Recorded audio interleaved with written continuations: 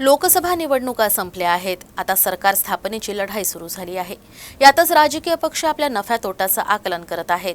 लोकसभा निवडणुकीत महाविकास आघाडीनं विदर्भासह महाराष्ट्रात जोरदार पुनरागमन केलंय, तर विदर्भात भाजपला मोठा धक्का बसलाय. याचा थेट परिणाम काही महिन्यांनी होणाऱ्या विधानसभा निवडणुकांवर होणार काय, याबाबतची चर्चा सुरू झाली आहे.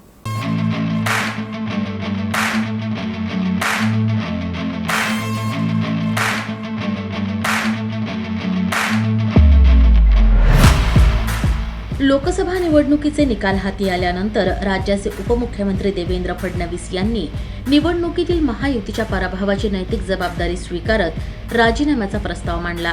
हा जो काही भारतीय जनता पक्षाला या ठिकाणी सेटबॅक महाराष्ट्रामध्ये सहन करावा लागला, याची सगळी जबाबदारी ही देवेंद्र फडणवीस मी या ठिकाणी स्वीकारतोय. आणि मी पक्षाला एक विनंती अजून करणार आहे. अर्थात भारतीय जनता पक्षामध्ये पक्ष सगळे निर्णय करतो की आता मला विधानसभेकरता पूर्ण वेळ त्या ठिकाणी उतरायचा आहे. त्याच्यामुळे मी भारतीय जनता पक्षाच्या शीर्षस्थ नेतृत्वाला ही विनंती करणार आहे की त्यांनी मला सरकारमधनं मोकळं करावं आणि पक्षामध्ये पूर्ण वेळ काम करण्याची त्यांनी संधी द्यावी, जेणेकरून ज्या काही कमतरता राहिल्या आहेत त्या कमतरता पूर्ण करण्याच्या दृष्टीने मला माझा पूर्ण वेळ देता येईल. अर्थात बाहेर राहिलो तरी सरकारमध्ये जे काही आम्हाला करायचं आहे ते आमची टीम करेल, त्यांच्यासोबत मी असणारच आहे.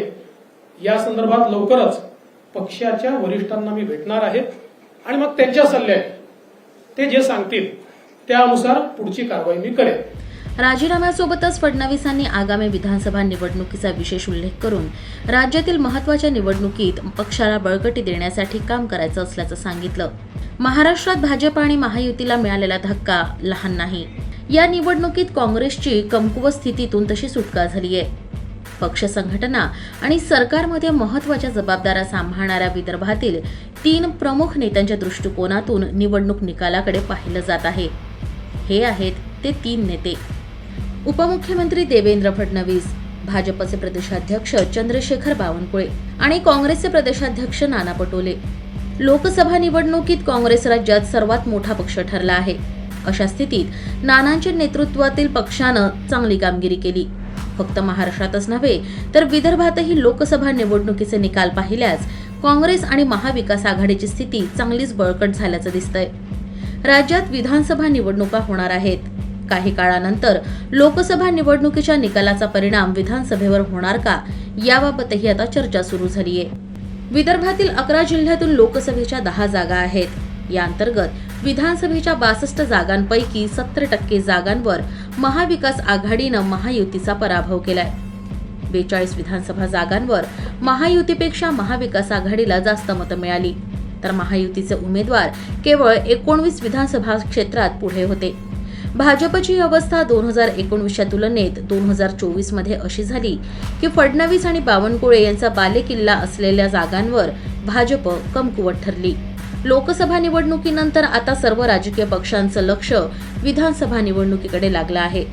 2019 मध्ये झालेल्या विधानसभा निवडणुकीत विदर्भातील राजकीय पक्षांनी जिंकलेल्या जागांवर नजर टाकली तर भाजप आणि काँग्रेसची स्थिती अशी आहे: भाजप 29 आणि काँग्रेस 15. 2014 ते 2024 या कालावधीत आता मोठा उलटफेर झालेला आहे. इथं आता भाजप कमकुवत आणि काँग्रेस मजबूत झाली आहे. लोकसभा निवडणुकीच्या निकालानंतर आता काँग्रेसमध्ये उत्साह संचारलाय, तर भाजप मात्र चिंतेत आहे.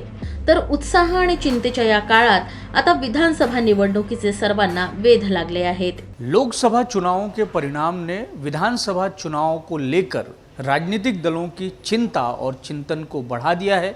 भाजपा जहां चिंतित है और चिंता करने के क्रम में है, तो वहीं कांग्रेस उत्साही है और इसी उत्साह के दम पर बेहतर प्रदर्शन करने की उम्मीद उसे है. अब देखना दिलचस्प होगा कि विधानसभा चुनाव में चिंता या उत्साह कौन अधिक सफल होता है. कैमरामैन लोकेश मोहिते के साथ दिव्येश द्विवेदी, यूसीएन न्यूज़, नागपुर.